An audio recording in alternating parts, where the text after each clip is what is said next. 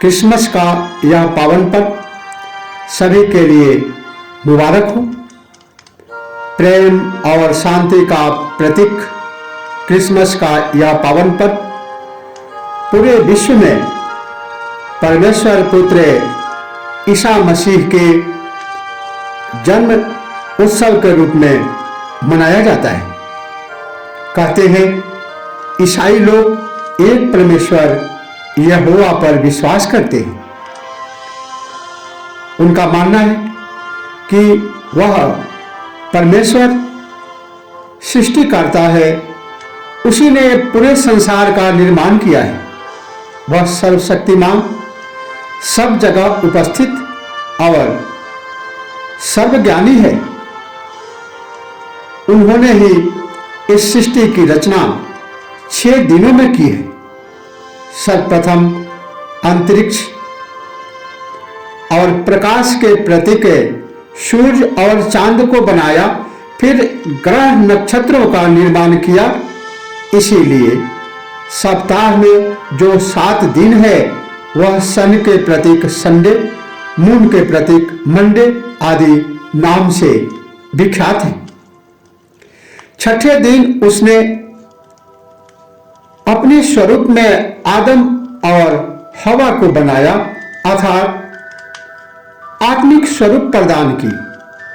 पहले आदम पुरुष को मिट्टी से बनाया, फिर आदम की एक पसली हड्डी से उसकी पत्नी को बनाया। परमेश्वर ने आदम और हवा को एक सुंदर बाग अदन में रखा। एक दिन उस बाग से निकाल दिया, कारण कि उन्होंने शैतान के बहकावे में आकर भले और बुरे के ज्ञान रूपी वृक्ष से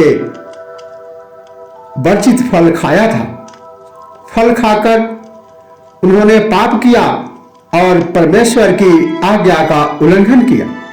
मगर परमेश्वर मनुष्य प्रेम रखते हैं, उन्हें पाप से छुटकारा दिलाने के लिए अपने इकलौते पुत्र को भेजने की प्रतिज्ञा की। परमेश्वर पुत्र ईसा मसीह के मनुष्य धारण से पहले इस जगत में ईसाई धर्म नहीं था, लेकिन मसीहों के विचार से मसीही धर्म उसी समय आरंभ हुआ जब परमेश्वर ने अपने इकलौते पुत्र को जगत में भेजने की प्रतिज्ञा की। परमेश्वर ने स्वर्गदूतों, नबियों, राजाओं और याजकों द्वारा अपने संवाद लोगों को दिए। उन दिनों यहूदी धर्म माना जाता था। परमेश्वर की प्रतिज्ञा के अनुसार निर्धारित समय पर ईसा मसीह इस जगत में आए। उनका जन्म यहूदा के बेथलेहम में हुआ। उनकी माता मरियम का विवाह नासरत निवासी यूसुफ नामक बढ़ई से हुआ। जिस समय ईसा मसीह का जन्म हुआ, उस समय के हालात, जब धर्म प्रारंभ हुआ, उस पर हम विचार करते हैं तो पाते हैं आज जो देश इजराइल के नाम से जाना जाता है, ईसा मसीह के जमाने में रोमी साम्राज्य का एक हिस्सा था। रोमी साम्राज्य तथा कथित जगत के प्रायः संपूर्ण हिस्से में फैला हुआ था। बाबेल, फारस, यूनान के राज एक एक करके उठे और फिर उनका पतन हो चुका था।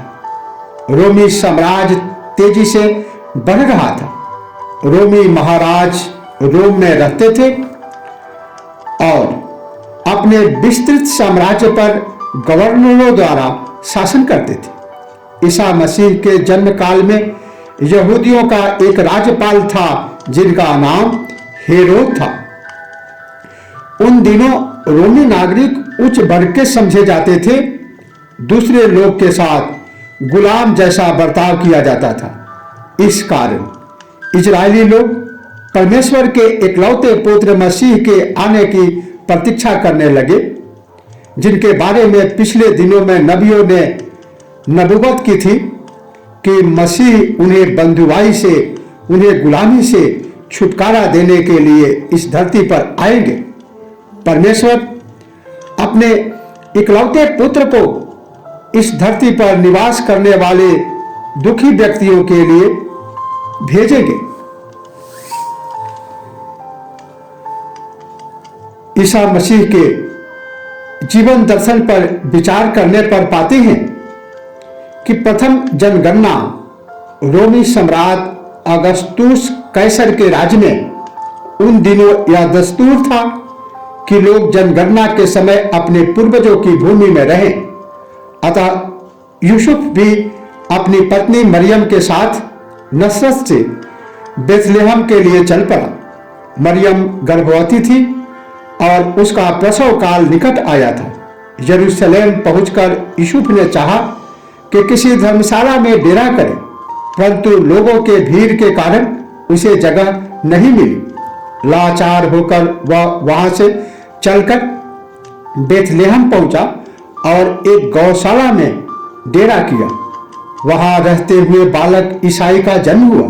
उसे मरियम और यूसुफ कपड़े में लपेटकर नाद अर्थात चरनी, जिसमें पशु अपना चारा खाता है, उसमें रखा। ईसा मसीह का जन्म क्रिसमस के नाम से जाना जाता है।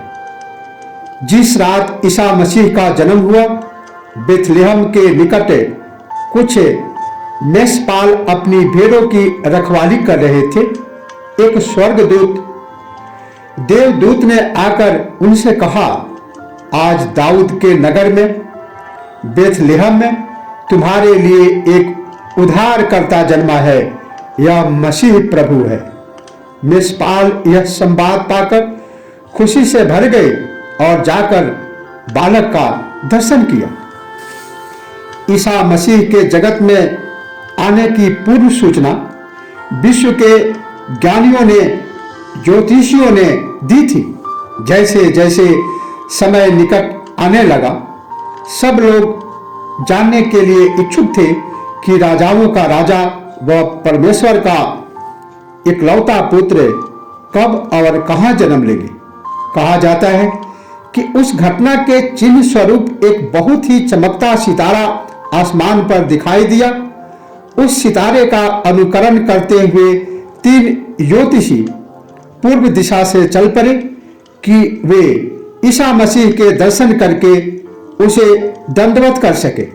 यरूशलेम पहुंचकर उन्होंने हेरोद राजा से पूछा कि उसे कोई खबर है क्या।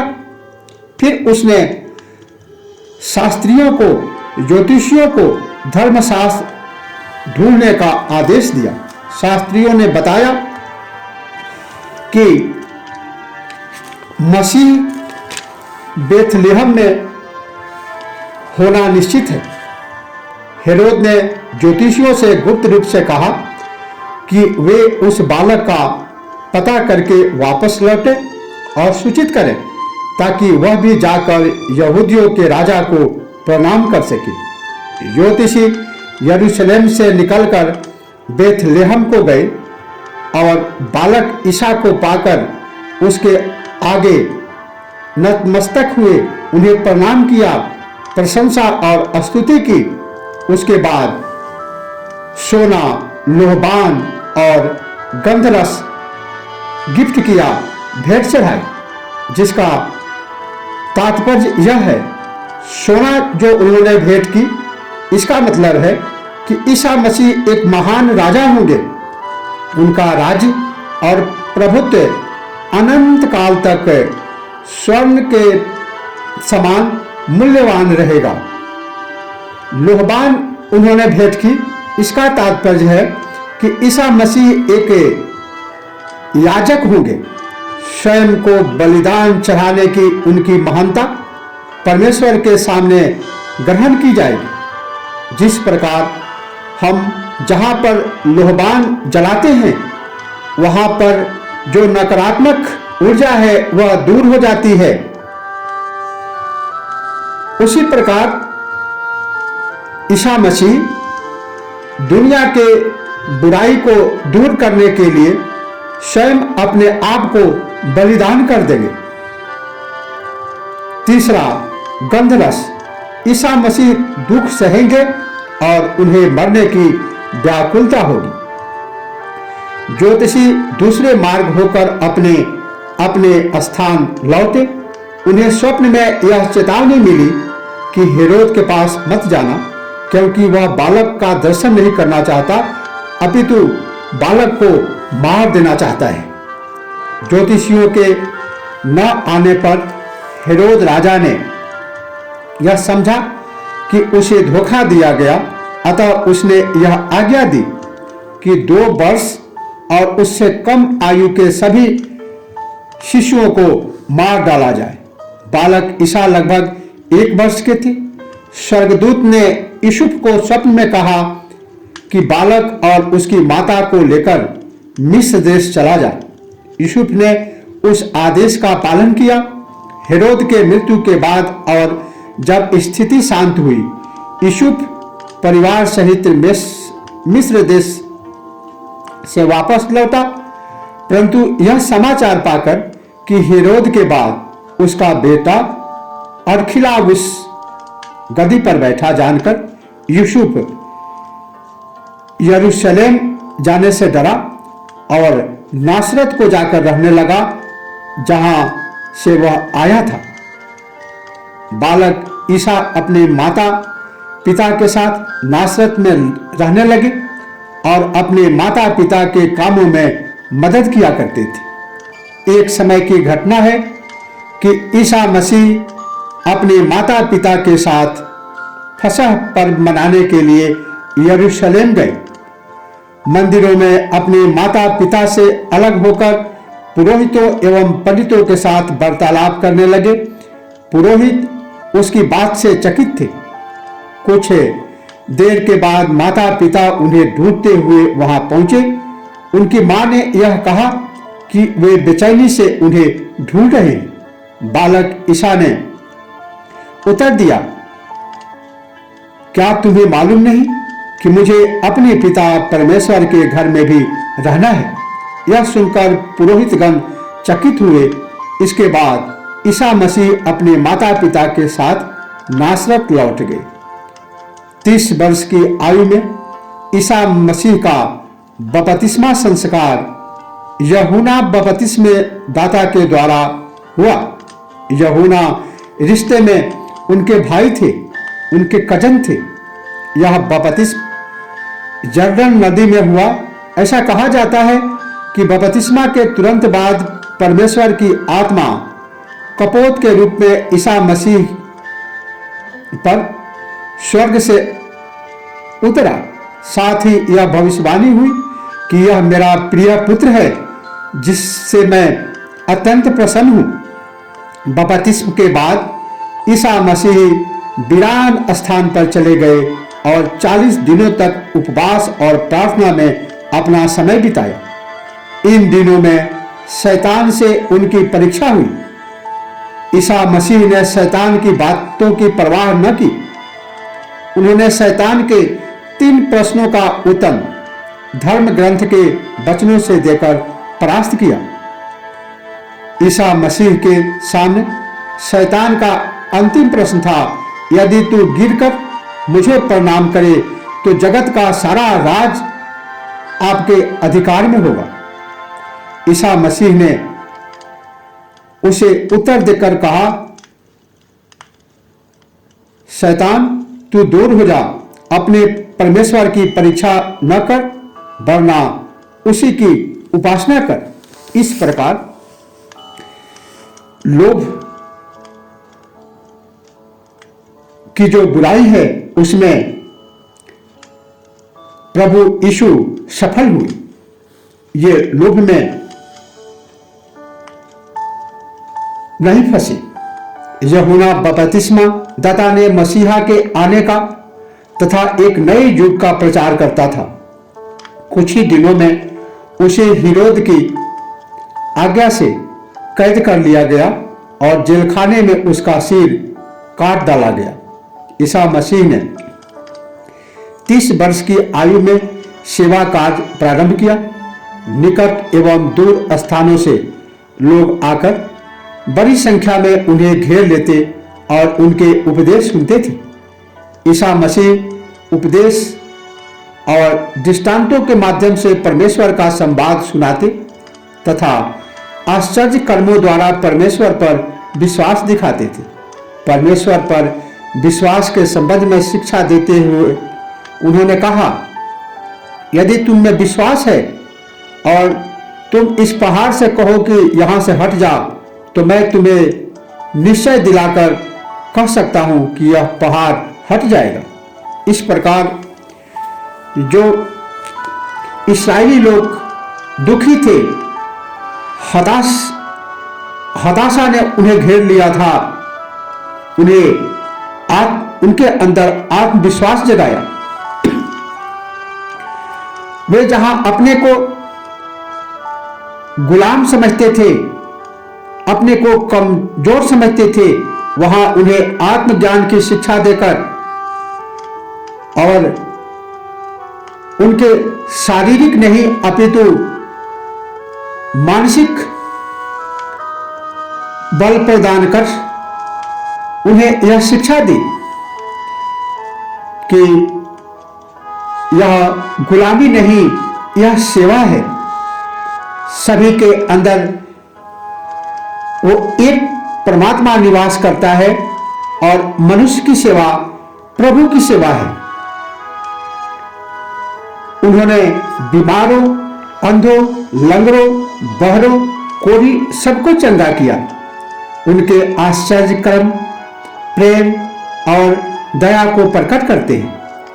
उन्होंने मुर्दों को जिलाया, एक बार 5,000 से अधिक और दूसरी बार 4,000 से अधिक भूखे लोगों को रोटी देकर तृप्त किया। ईसा मसीह ने लगभग 3.5 साल तक परमेश्वर के राज्य का प्रचार किया। जो आश्चर्य कर्म उन्होंने किया था, वह खबर चारों ओर फैलने लगी और उनके अनुयायियों की संख्या में वृद्धि होने लगी। ईसा मसीह जानते थे कि उन्हें लोगों के मध्य अधिक समय तक नहीं रहना है। इस कारण यहूदियों के अधिकारी पुरोहित वर्ग, खासकर जो सिनेगोग अर्थात सभा स्थान के सदस्य थे, वे नहीं चाहते थे कि ईसा मसीह का यश बढ़े। ईसा मसीह को उन फरीसियों का विरोध करने तथा उनका दोष बतलाने में कोई हिचक नहीं थी। इस कारण फरीसी ऐसा कारण ढूंढने लगे कि जिससे कि ईसा मसीह को उनके रास्ते से हटाया जाए। एक रात शांत वातावरण में प्रार्थना के समय ईसा मसीह ने 12 शिष्यों को नियुक्त किया। ये लोग बिल्कुल साधारण परमेश्वर का डर मानने वाले और प्रेमी लोग थे। उन्हें प्रेरित कहा। इस 12 प्रेरितों के नाम शमौन पतरस, अंद्रियास, यूहन्ना, याकूब, मत्ती, फिलिपुस, थोमस, बरतुल्मै, याकूब, शमौन कनानी, तदे, यहूदा इस्करियोती था। ईसा मसीह ने इन 12 प्रेरितों को यह जिम्मेदारी दी कि उनके बाद वे परमेश्वर के राज्य प्रसार का काम करें। यह प्रेरित ईसा मसीह के साथ रहते थे और उनसे परमेश्वर के राज्य के बारे में पूछते थे।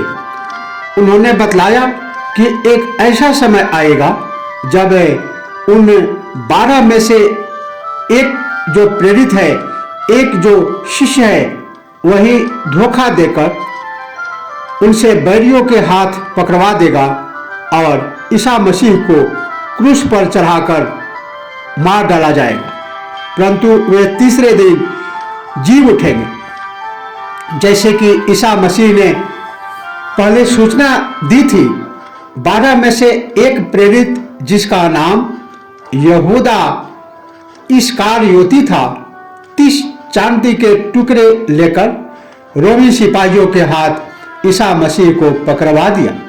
ईसा मसीहा को कैद करके सर्वप्रथम हना महायाजक के घर और फिर कायफा महायाजक के घर ले गए। रात भर उनका मजाक उड़ाते, थप्पड़ मारते और दोष लगाते रहे। दूसरे दिन उस पर परमेश्वर की निंदा करने और राजद्रोह का अभियोग लगाकर पंतुस पिलातुस जो रोमी गवर्नर थे उनके समक्ष पेश किया। पिलातुस उस समय यरूशलेम में थे। पिलातुस के द्वारा ईसा मसीह के साथ 2 अपराधी भी क्रूसों पर लटकाए गए। लगभग 3 बजे दोपहर का समय था जब ईसा मसीह की मृत्यु क्रूस पर हुई। जब ईसा को क्रूसों पर चढ़ाया गया तब लोग उनकी मजाक उड़ाते और कहते थे कि यदि तू परमेश्वर का पुत्र है तो अपने आप को बचा। ईसा मसीह ने उन लोगों के लिए प्रार्थना की और कहा, हे पिता, इन्हें क्षमा कर, क्योंकि यह नहीं जानते कि ये क्या कर रहे हैं। कहा जाता है कि बड़ी आंधी और तूफान चले और भूकंप भी हुआ। ईसा मसीह ने अपने प्राण त्याग दिए। मंदिर के पर्दा नीचे ऊपर फटकर 2 भागों में बट गया। भूकंप के साथ अनेक कब्रें खुल गई और जो मृतक उनमें थे वे जी उठे। शहर के लोगों को दिखाई दी। ईसा मसीह ने पूर्व सूचना दी थी कि वे अपने मृत्यु के बाद पुनः जी उठेंगे। इस कारण फरीसियों ने पिलातुस गवर्नर के पास जाकर ईसा मसीह के कब्र पर पहरा संबंध में निवेदन किया था। पिलातुस ने कहा, तुम्हारे पास पहरेदार तो है, तुम ही जानो। कब्र के द्वार पर एक बड़ा पत्थर रखकर उस पर मुहर लगा दी गई। तीसरे दिन अर्थात रविवार के दिन भोर को सिपाही पहरा दे रहे थे। अचानक एक भूकंप आया और उसी समय स्वर्ग से एक दूत आया और बड़े पत्थर को हटाकर उस पर बैठ गया। उस स्वर्गदूत का रूप चमकते हुए बिजली के समान और उसका वस्त्र बर्फ के समान सफेद था। पहरेदार डर के मारे कांपने लगे और मुर्दासन हो गए। इसके बाद गुफा को कब्र खाली पाया गया। पूर्व सूचना के अनुसार ईसा मसीह जी उठे। उनका जी उठना मृत्यु के बाद तीसरे दिन हुआ। मृत्यु का दिन गुड फ्राइडे और उठने का दिन ईस्टर संडे के नाम से सारे विश्व में जाना जाता है। जी उठने के बाद ईसा मसीह विभिन्न अवसरों और विभिन्न स्थानों पर अपने शिष्यों से मिले। शिष्यों का जो शोकित हालत में थे उन्हें सांत्वना दिलाई। सांत्वना दिलाते हुए उन्होंने कहा कि वे 40 दिनों तक इस पृथ्वी पर रहेंगे और शिष्यों का विश्वास फिर स्थित करने के बाद स्वर्ग में चले जाएंगे। स्वर्ग जाते समय उन्होंने शिष्यों को आशीर्वाद दिया और आज्ञा दी कि जो कार्य मैंने आरंभ किया है उसे करते रहना। उन्होंने यह भी कहा कि एक दिन वे पुनः लौटकर आएंगे और भलों और बुरों का न्याय करेंगे। भलों को अलग करके अपने संग स्वर्ग को ले जाएंगे, परंतु बुरे और दुष्ट लोग नरक की आग में ढकेल दिए जाएंगे। ईसाई धर्म के मूल सिद्धांत।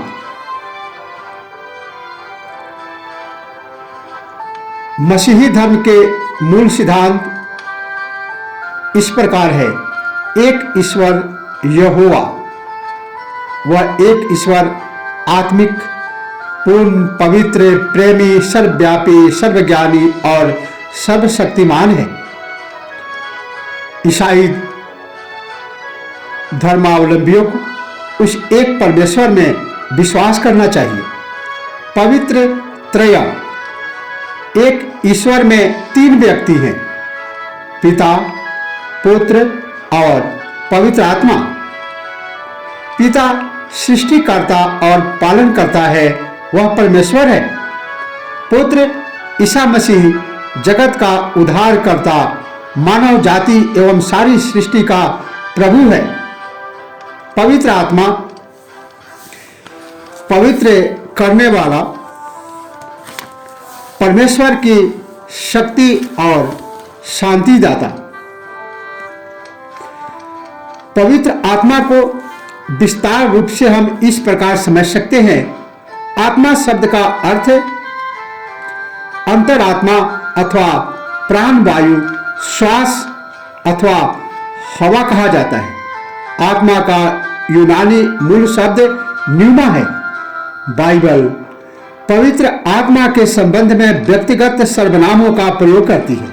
पवित्र आत्मा एक व्यक्ति है क्योंकि उसमें निर्धारित कार्यभार निश्चित है, जैसे प्रकाशन देना, प्रकट देना, दर्शन देना इत्यादि। पवित्र त्रय, पिता, पुत्र और पवित्र आत्मा की त्रि-एकत्र को पवित्र त्रय माना जाता है। त्रि-एकत्र शब्द बाइबल में कहीं भी किसी ने भी प्रयोग नहीं किया है। यह पूर्ण आत्मिक सिद्धांत है, परंतु पवित्र शास्त्र का सावधानी पूर्वक अध्ययन करने से स्पष्ट हो जाता है कि परमेश्वर तीन व्यक्तियों के रूप में विद्यमान है, अर्थात परमेश्वरत्व जो तीन व्यक्तियों में प्रकट होता है। त्रि-एकत्र के सिद्धांत का उदाहरण इस प्रकार से बाइबल में किया गया है। तिपतिया, एक तीन पत्तियों वाला पौधा जिसे संत पैट्रिक ने इस सिद्धांत को समझाने के लिए प्रयोग किया था। इनकी पत्तियां एक तो होती है, परंतु प्रत्येक पत्ती तीन अलग अलग बिलपत्र के समान दिखाई देते हैं। पानी के तीन रूप, पानी तीन रूपों में पाया जाता है, तरल पदार्थ, बर्फ तथा वाष्प, तब भी तीनों एक ही है। प्रकाश आदि के उदाहरण के द्वारा भी इसे समझा जा सकता है। इसे पवित्र आत्मा को विश्व के सारे दार्शनिक ग्रंथों ने, फिलॉसफी ने इसे माना है। भारतीय दर्शन का कहना है त्रय एकत्र संयमः, जहां तीनों एकत्र हो जाए वही मनुष्य में आत्म संयम के गुण से मनुष्य का परमेश्वर से मिलन अथवा मोक्ष प्राप्त हो जाता है।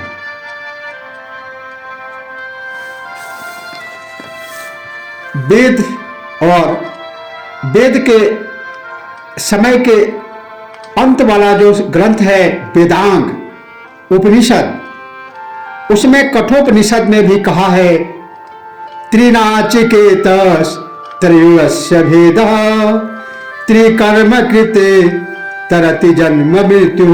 जन्म मृत्यु से तरने के लिए यह पवित्र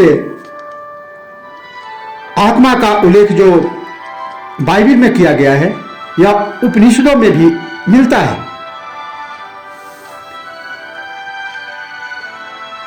दूसरा सिद्धांत है सृष्टि।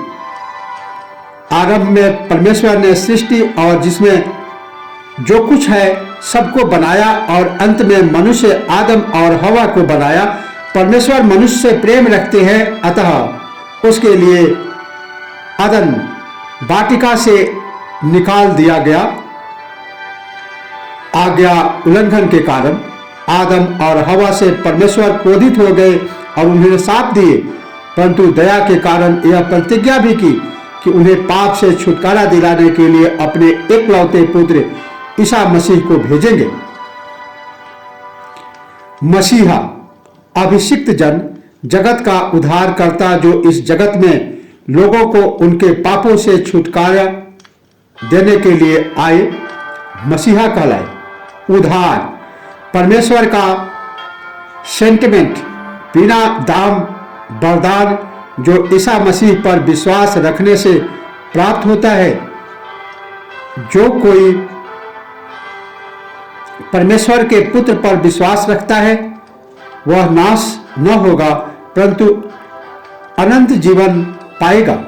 जो विश्वास नहीं करता वह अलग किया जाकर नरक के अग्नि में डाला जाएगा ताकि कष्ट झेलता रहे। मृत्यु के बाद का जीवन ईसा मसीह का द्वितीय आगमन और हर एक के लिए अंतिम न्याय, स्वर्ग और नरक। विश्वासी स्वर्ग में प्रवेश करेंगे और जो परमेश्वर पर विश्वास नहीं करता वह अविश्वासी तथा दुष्ट नरक के भागी होंगे।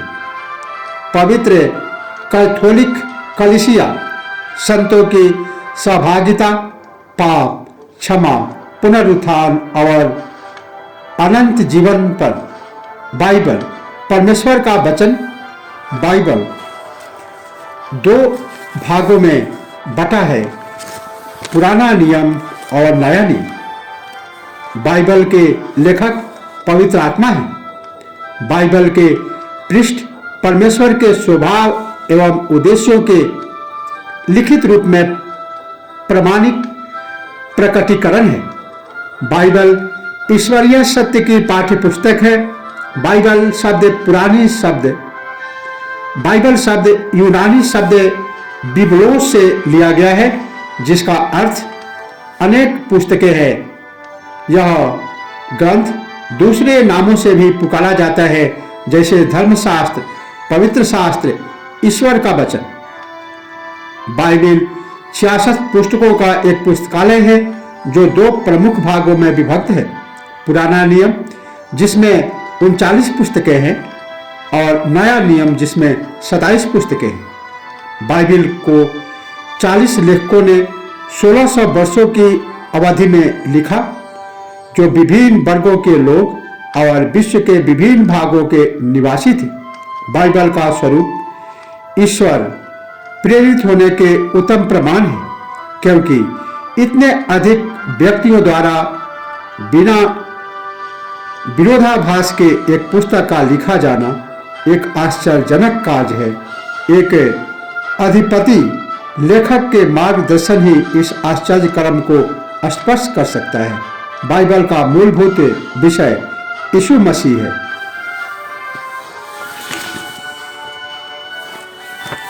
अगला सिद्धांत है प्रेरितों का विश्वास वचन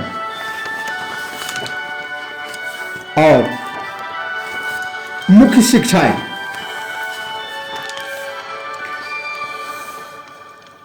बाइबल का मुख्य शिक्षा है ईसा मसीह के द्वारा दिया गया मानव समुदाय के लिए मुख्य शिक्षाओं में सर्वप्रथम स्थान है प्रेम। प्रेम ईसा मसीह ने अपनी शिक्षाओं को परमेश्वर प्रेम तथा पड़ोसी के प्रेम में समाहित किया है। शत्रु से भी प्रेम करने की सलाह दिया है। प्रेम मनुष्य को एक दूसरे के निकट तथा परमेश्वर के निकट लाता है। इसके विपरीत जिसके अंदर घृणा, नफरत, चुगली आदि गुण भरे हैं वह मानो परमेश्वर के कृपा से दूर होता चला जाता है। दूसरी शिक्षाएं है बंधुत्व। परमेश्वर ने एक ही लहू से समस्त मनुष्य जाति को बनाया ताकि वह पृथ्वी पर वास करें। समय और निवास की सीमा भी निर्धारित की। भलाई जैसा तुम चाहते हो कि अपने पापों से मन फिराओ और परमेश्वर की ओर लाओ क्योंकि वह परमेश्वर तुम्हें प्यार करते हैं। क्षमा ईसा मसीह ने अपने चेलों को क्षमा करना सिखलाया अपने अपराधियों को केवल 7 बार ही नहीं परंतु 7 बार के 70 गुना तक भी क्षमा करें। ईमानदारी एवं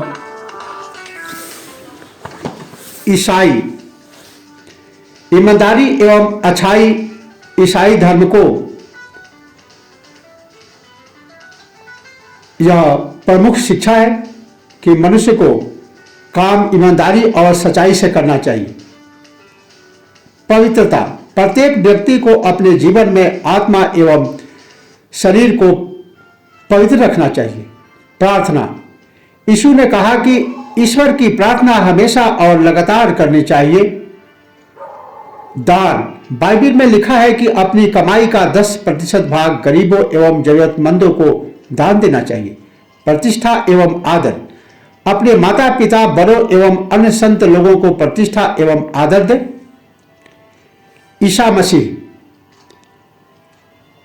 मसीह ने पड़ोसियों से प्रेम रखने की शिक्षा पर विशेष बल दिया।